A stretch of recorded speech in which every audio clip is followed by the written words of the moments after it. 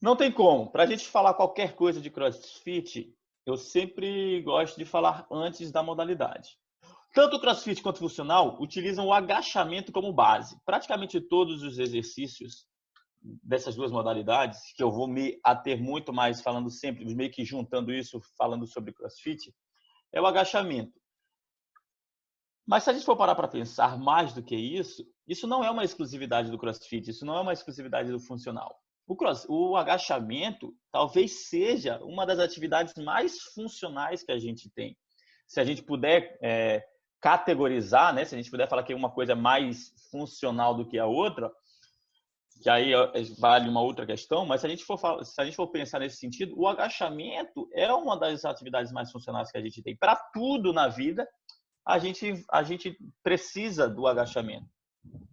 Seja para andar, subir uma escada, descer uma escada, andar, entrar no carro, sair do carro, ir ao banheiro, tudo. É agachamento todo o tempo.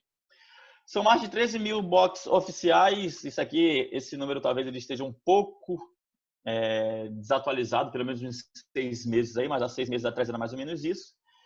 Tem uma incidência de lesões em torno de 19%, que aqui o grande foco não é a gente dizer se isso é muito, se isso é pouco, se isso lesiona mais, se isso lesiona menos. Não vamos entrar nessa seara, não é esse o nosso objetivo da aula. Mas se isso aqui, ó, ombro é a articulação mais acometida, seguindo da coluna e joelho. E a minha ideia aqui também é mostrar o porquê, mostrar um raciocínio para que a gente entenda por que cada uma dessas articulações é lesionada no CrossFit, uma vez que a atividade, que talvez a atividade que a gente mais faça no CrossFit também seja o agachamento.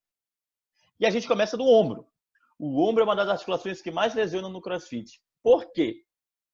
Diferentemente de grande parte dos exercícios e da grande maioria, eu diria, das modalidades esportivas, de todos os esportes que tem, no CrossFit, o ombro também costuma trabalhar em cadeia cinética fechada. Não só em cadeia aberta, mas em cadeia cinética fechada. A carga que a gente dá para a articulação do ombro é extremamente alta.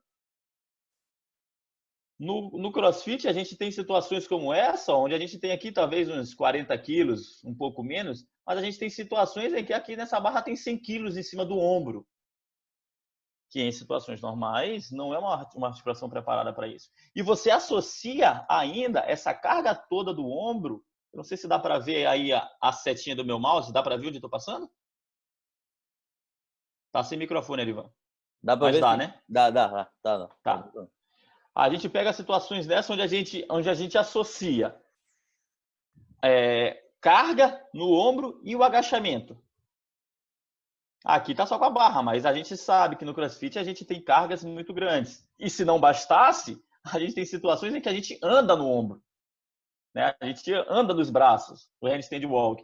A carga para o ombro é muito grande. Agachamentos no wall ball, você tem carga, você tem todo o agachamento associado à cadeia cinética fechada do ombro, o que acaba gerando essa sobrecarga nessa articulação. E uma coisa que a gente precisa entender é que para que isso aqui ocorra, veja só esse primeiro exemplo, aqui a gente tem uma cadeia cinética fechada, não só para a articulação do quadril, não só para a articulação do tornozelo, para o joelho. Isso aqui, ó, é um exercício onde a gente tem uma cadeia cinética fechada no corpo todo. Exceto a cervical aqui, essa cadeia está toda fechada. Todo o corpo dessa atleta está trabalhando em cadeia cinética fechada. A carga que está vindo de cima para baixo está gerando força compressiva na articulação do ombro, força compressiva no cotovelo, força compressiva no punho. E a gente precisa entender a repercussão da cadeia cinética fechada, do agachamento em todas essas articulações. Mas aqui a gente começa a entender também por que de tanta sobrecarga que a gente tem na articulação do ombro. Isso aqui é o que eu havia comentado com vocês lá no início. O agachamento talvez seja a atividade mais funcional que a gente tem. Para toda e qualquer situação que você que envolva função, você precisa agachar. Você está no banheiro, precisa agachar. Em algumas atividades, o agachamento modifica um pouco o padrão daquele agachamento, vamos chamar agachamento funcional, que é aquele que a gente utiliza no dia a dia. Ele tem algumas variações, mas nos diferentes esportes existem diferentes tipos de agachamento. E o meu papel aqui agora é que a gente veja a similaridade entre cada um e que a gente veja as diferenças entre cada um, para a gente saber exatamente como que a gente deve abordar o paciente, tanto na prevenção de lesões, como no tratamento, na conduta do agachamento. Aqui a Daniela Hipólito, a gente estava fazendo a avaliação dela em São Paulo, já tem um certo tempo isso. Isso aqui é um dos malabarismos, como eu digo, né, que ela faz durante a atividade dela. A gente tende a trazer isso aqui para o tronco, mas isso aqui é um agachamento unipodal. Não é muito comum no CrossFit, não é muito comum no CrossFit agachamento unipodal, a não ser o pistol. Não estou lembrando aqui de alguma outra situação, mas o pistol é uma especificidade apenas. Mas o que eu quero dizer com isso? Não dá para a gente chegar aqui e começar aqui ou em qualquer lugar e começar a criticar o agachamento, porque ele é uma realidade dentro do nosso dia. Então, o nosso papel, a nossa ideia é estudar o agachamento, ver como ele funciona, para que a gente possa realmente intervir aí em cima. E aí, existe uma coisa interessantíssima, que é o chamado controle motor que a gente precisa ter durante o agachamento. O que é controle motor? É o controle do movimento. O controle do movimento envolve... O controle motor envolve a musculatura, envolve comando cerebral, envolve conhecimento, né? A pessoa saber o que precisa fazer e o ritmismo, o sinergismo entre cada um dos músculos para que o movimento seja ideal. Aqui a gente está meio que simulando um salto anterior. Eu preciso muito da contração muscular durante cada um desses agachamentos para eu saber para onde está indo a sobrecarga. Entendendo o papel muscular, entendendo a função de cada uma das musculaturas, durante esse agachamento, a gente vai conseguir tirar, a gente vai conseguir diminuir a sobrecarga. Porque é a musculatura que vai fazer com que a sobrecarga articular no joelho, no quadril ou no tornozelo, deixa eu dar um pause aqui, eu pauso. No quadril, no joelho, no tornozelo, ela vai mais para medial, vai mais para lateral, vai mais para anterior, vai mais para posterior. Isso aqui é o que a gente chama. Opa, cadê? A setinha está aqui. A força de reação do solo. De acordo com o padrão de movimento que você faz do agachamento, aqui a gente pode ver até uma retificação da coluna lombar. Ela está fazendo uma boa mobilidade de quadril, ela tem uma boa mobilidade de joelho, mas a coluna dela está muito ereta. Se essa linha azul passa muito próximo do joelho, você tem uma atuação maior da musculatura glútea. Se essa linha azul passa muito mais próximo da articulação do quadril, você tem uma ação maior na articulação do joelho. Já quando a gente olha de frente, se essa força de reação do solo passa aqui, ó, dentro do joelho, você tende a ter uma sobrecarga em varo na articulação durante esse agachamento unipodal. Se ela passa mais lateral, você tende a jogar esse joelho para o valgo, que a gente vai ver a repercussão de tudo isso. A musculatura, o papel muscular, eu vou até voltar um slide. O papel da musculatura associado ao movimento, ao padrão motor, à sua capacidade de entender o movimento correto, vai gerar a sobrecarga ou não. Por isso que eu falo que além de... Opa, deixa eu dar um pause aqui. Além de falar para o nosso paciente, além de fortalecer, ele precisa entender como é que é o movimento correto. E a gente vai ver alguns agachamentos aqui do próprio CrossFit, que a gente pode dizer que tem um padrão, eu não digo errado, mas talvez um padrão alterado. Porque hoje em dia tem muito essa pegada de é um padrão de movimento certo, um padrão de movimento errado. Não existe movimento certo, não existe movimento errado. Eu tendo um pouco a discordar disso. Eu acho que não existe movimento certo, mas movimento errado, eu acho que existe. Né? Ou seja, quando o negócio está muito diferente, está muito aberrante, isso está errado. Isso vai gerar sobrecarga. Esse vídeo é sensacional. Vamos lá. Ó. Inclinação excessiva do tronco. Durante o agachamento, uma vez que você não divide bem a sua carga entre o joelho, quadril, tornozelo e coluna, a sobrecarga na região da coluna, inevitavelmente, ela vai acontecer. E a gente precisa entender o papel muscular do agachamento, e a gente vai falar muito disso a partir de agora.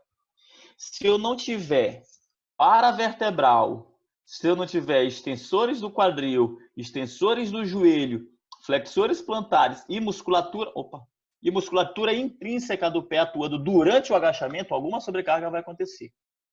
Então eu já começo a dizer aqui que o papel do agachamento, do quadril durante o agachamento é conseguir fazer com que as forças descendentes, porque o quadril é uma articulação que ela concentra as forças que vêm de cima da coluna e concentra as forças que vêm de baixo do pé em forças ascendentes e descendentes. Então, o papel importante dele é conseguir fazer essa distribuição de carga, distribuição de força, a partir de amplitudes maiores ou menores de movimento, para que essa carga ela possa ser, de fato, distribuída. Porque se você tem, por exemplo, uma ação... Cadê, caralho?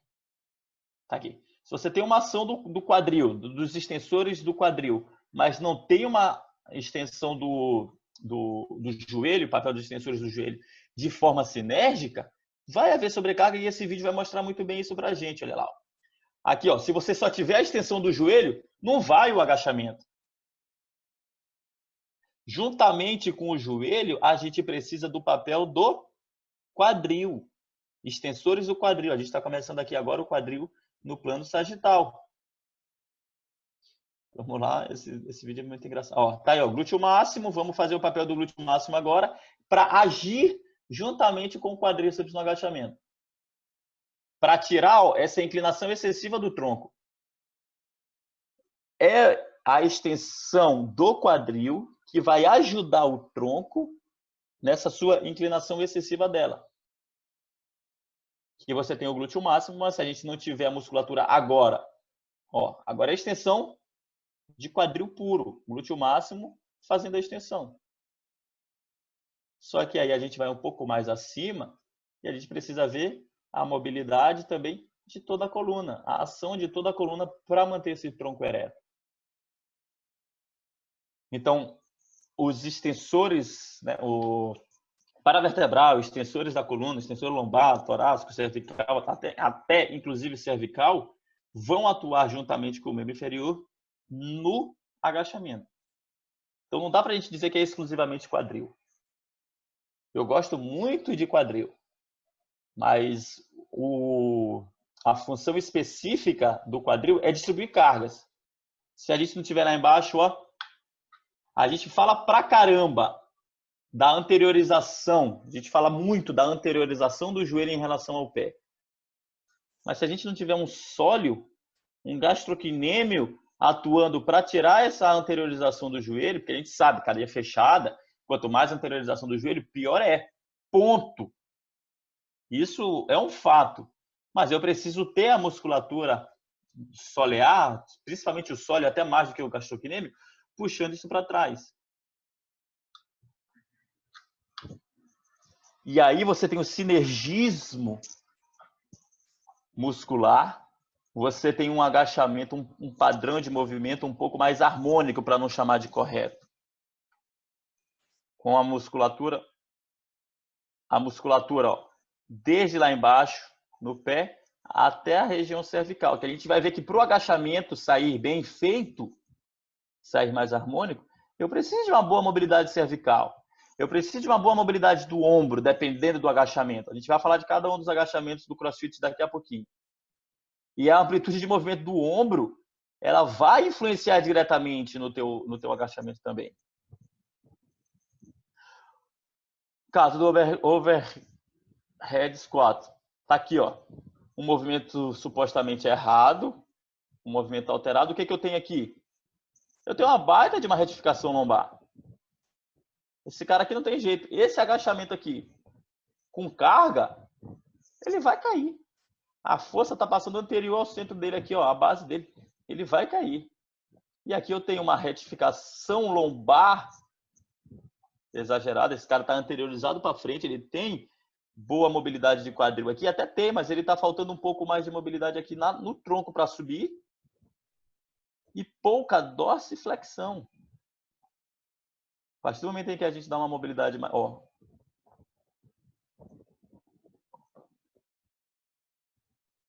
Ontem a gente finalizou o dia falando exatamente sobre a importância da mobilidade de tornozelo e havendo essa alteração lá em cima. Às vezes a alteração está lá em cima, ele está com tanta inclinação anterior de tronco que ele precisa adaptar o ombro, e aí as pessoas fazem isso. Mas quando bota carga, não vai subir. Então, não tem como exatamente, não elevar vai, ele carga. vai dar com a cara no chão. Exatamente, porque tá aqui, ó. Opa. Tá passando anterior ao eixo, ó. Vai cair. Aqui é que a carga tá baixa, ele tá conseguindo compensar com o ombro aqui, ó. Exatamente. Se você tem um déficit de amplitude no tornozelo, isso é inevitável. O cara precisa quebrar a paralela, mas ele tem um bloqueio de dorsiflexão. Cara, não tem jeito. Ele vai ter que compensar isso de forma ascendente. Ele tem pouca mobilidade no ombro. Não consegue segurar a barra lá em cima, tem pouca. O que ele vai acontecer? Ele vai aumentar a lordose lombar. Ele vai precisar de uma mobilidade maior no quadril. É uma coisa compensando a outra. E aqui eu paro para falar de mobilidade. Para mim, a questão nem é flexibilidade, e sim a mobilidade articular. A amplitude de movimento, a capacidade daquela articulação chegar no seu fisiológico. Aqui sim, ó, seria um padrão de agachamento onde a gente tem uma divisão maior de amplitude, tornozelo, joelho, quadril, ombro, coluna e ombro. Ó, quanto mais restrição de dorsiflexão, mais flexão de tronco você vai ter. Tá aqui o trabalho que fala isso. Isso não é só para o agachamento, tá? Isso é para tudo. Quer dizer, é para o agachamento, mas não exclusivamente para o agachamento que você faz no CrossFit, porque você está subindo uma escada, você está descendo uma escada, isso é um agachamento. E aí cai sempre naquela nossa discussão de que condromalácia não pode agachar, impacto do quadril não pode agachar, quem tem isso não pode agachar, quem tem aquilo não pode agachar. Cara, se não pode agachar, não pode viver.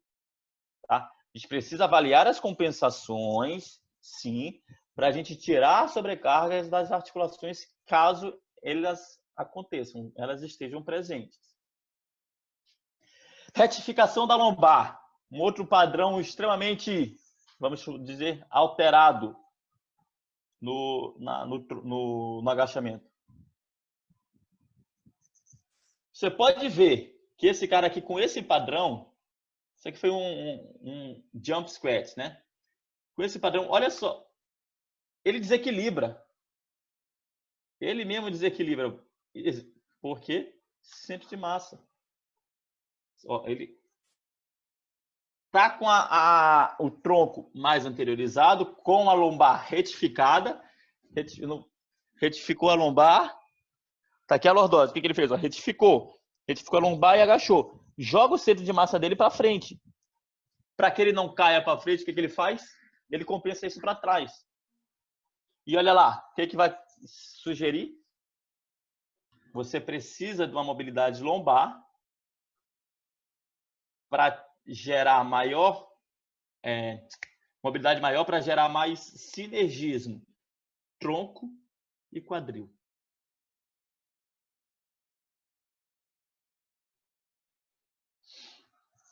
Anteriorização do joelho, agachamento unipodal. Isso é fato, galera. Isso é fato. Quanto mais anteriorizado estiver o seu joelho, mais sobrecarga na femoropatelar você tem. Ponto. Tá? Acontece o seguinte, para algumas pessoas isso vai ser ruim, para outras não. Entendeu? É o que o pessoal fala. Ami, eu tenho... O que você acha? O que você acha do agachamento do CrossFit para quem tem condromalácia patelar? Uma vez que a gente tem muito agachamento, precisa quebrar a paralela. O que você acha de quebrar a paralela para quem tem condromalácia patelar? Cara, é o seguinte. É inerente ao CrossFit você quebrar a paralela. O exercício, a atividade em si, do agachamento, em grande parte deles, né? Lógico, não todos, você vai ter que quebrar a paralela. Então, se você, seu cliente, seu paciente, tem dor no joelho quando chega próximo aos 90 graus, porque à medida que a gente agacha, mais sobrecarga na femoropatelar a gente vai ter. Essa pessoa em questão, para ela não é interessante quebrar a paralela. Mas então, talvez para ela, esse exercício especificamente, onde precisa fazer agachamentos maiores do que 90 graus, não vão ser possíveis. A adaptação ela precisa acontecer. Mas ela precisa deixar de fazer o CrossFit em si? Em termos competitivos, talvez. A não ser que ela consiga, de uma forma compensatória, utilizar um pouco mais de mobilidade de tronco, ou talvez até mesmo do tornozelo, quadril, para tirar essa sobrecarga. Mas precisa acontecer, não dá para mudar. O esporte requer isso, o esporte requer a quebra da paralela. Se você não pode, não consegue quebrar a paralela, você não faz. E quanto mais para frente está o joelho, mais sobrecarga femoropatelar a gente tem, maior o momento extensor. O que a gente precisa fazer aqui? Ó? De impedir essa anteriorização do joelho à medida que é possível, porque também, mais uma vez, a gente está falando de um padrão de movimento aqui ideal. Mas isso aqui não é ideal eu chegar a agachar com 100 quilos na cabeça. Então, as compensações, alterações dentro do padrão considerado ideal, inevitavelmente vão acontecer. Assim como a gente tem adaptações no futebol, assim como a gente tem adaptações no vôlei, no handebol, as adaptações neuromusculares, tudo isso é inevitável, é inerente ao esporte. Não pense você que o agachamento do CrossFit vai ser exatamente um agachamento em pessoas que não praticam essa atividade. Ela precisa ser adaptada. E uma outra alteração importante que eu sempre falo é o valgo dinâmico. Ah, valgo dinâmico é preditor de lesão? Não é preditor de lesão específico. Na verdade, não é preditivo de lesão no CrossFit. Mas o valgo dinâmico ele é preditivo de lesão do LCA, por exemplo. O valgo dinâmico é um dos fatores de risco para o ligamento cruzado anterior, a abdução do joelho. Imagina você fazendo um valgo, fazendo um lunge, se estiver com muita carga em cima da cabeça. Está aqui, ó.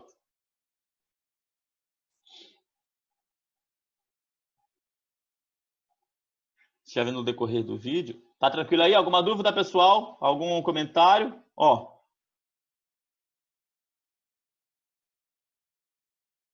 O valgo.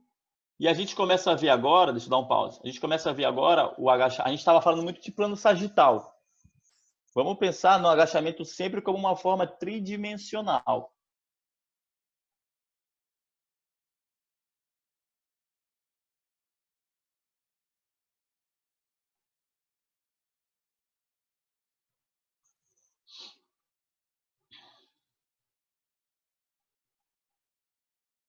Percebam aqui. Percebam que na grande parte dos agachamentos do CrossFit, você precisa quebrar a paralela. Se você quebra a paralela, o seu fêmur aduz e roda internamente, você vai ter o choque inevitável do fêmur com acetábulo.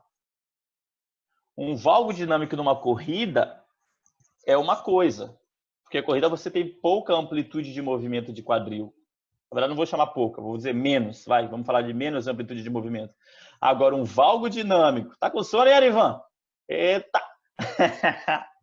Um valgo dinâmico, onde você tem amplitudes maiores de movimento de joelho, onde você tem maiores amplitudes de tronco, as repercussões vão ser totalmente diferentes. É muito trabalho, isso aí eu entendo, Ivanzão. Então tá lá, ó. Um valgo durante movimentos maiores é outra coisa. Isso aqui é totalmente diferente de uma corrida. Veja, você vai quebrar a paralela, joelho aduzir com cento e poucos quilos em cima das costas. E aí, mais uma vez, aquilo que eu falo. controle neuromuscular, sistema nervoso central, mobilidade articular e ativação muscular. Esses são os fatores que a gente deve levar em consideração para o agachamento. Principalmente a estabilidade do quadril, que vai gerar essa estabilidade descendente. Não vou dizer que vai gerar, mas que está associado a toda essa estabilidade descendente também. E a gente vai ter o papel, inclusive, da musculatura intrínseca do pé. Estabilização do arco plantar. Quanto mais desabamento, isso é inevitável. Quanto mais desabamento do arco plantar você tem, mais o seu joelho vai para dentro. Pensar exclusivamente no quadril não pode ser o caminho. O papel do quadril, como eu digo, é distribuir permitir um sinergismo maior. Porque até lá embaixo, que a gente está vendo aí agora nesse vídeo, a musculatura do arco plantar, estabilizando distalmente o agachamento. E aqui agora tem alguns exercícios, mas isso aqui agora não é pra gente. Beleza? Olha lá, ó. Quanto mais pronação você tem, quanto mais desabamento do arco plantar, cara, o seu joelho vai para dentro. Dá para dizer que isso aqui é o movimento certo? Aqui certo é uma palavra muito forte. Mas dá para dizer que é um movimento... Eu olhando um padrão de movimento desse aqui, eu fico preocupado. Eu fico preocupado. Ainda mais se ele tiver com carga. Porque a própria carga vai fazer com que essa amplitude aqui seja muito maior. Retificação lombar, falha em valgo. E aqui a mobilidade do tronco. A mobilidade do tronco, né? De escápula torácica e ombro para o quadril. Ó, aqui. Hoje em dia está muito na moda dizer, não existe movimento certo, não existe movimento certo, não existe movimento certo. Beleza. Mas se eu fizesse uma pergunta para vocês, isso aqui é preocupante ou não é?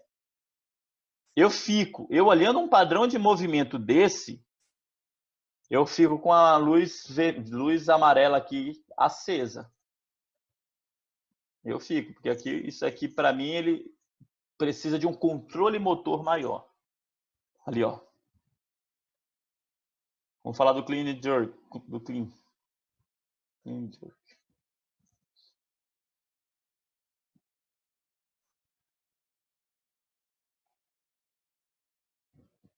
Movimento certo versus errado, né? Aqui, nesse segundo momento, existe uma distribuição de carga maior, que é exclusiva do quadril? Não é. Não é exclusiva do quadril. Quando tá fazendo jerk aqui, ó, é o... Cadê? Deixa eu dar o pause. Não foi. Mas é o sinergismo que vai desde ombro até tornozelo. A partir do quadril, eu costumo dizer que ela vai subir e ela vai descer. E olha lá, cinemática do quadril para performance. Quanto mais profundo é o agachamento, você aumenta a ação do glúteo máximo, beleza? E aumenta a compressão na femoropatelar. O agachamento profundo é ruim, é agressivo para a femoropatelar. O que não quer dizer que essa pessoa vá ter lesão, que vai ter dor no joelho. Mas quanto mais alto é a amplitude de movimento do agachamento, inevitavelmente, mais carga na femoropatelar vai ter. Se você vai conseguir fazer ou não, é outra história. Isso é biomecânica, isso é artrocinemática. E olha só que massa isso aqui, ó. Quanto maior a base de contato, quanto mais larga a base de contato, segundo o trabalho do Schofield, mais ação dos adutores você vai ter. Quanto mais ação dos adutores você vai ter a abdução do joelho. Comprime o compartimento lateral do quadril, joga o joelho para dentro, joga o joelho para a válvula.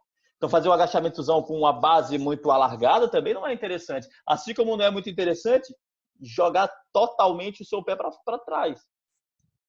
para fora, desculpa, que você tende a pronar mais, você tende a fazer uma rotação interna do quadril maior também. Quando você vai fazer agachamentos mais profundos, estoura o teu labrum, estoura o seu quadril.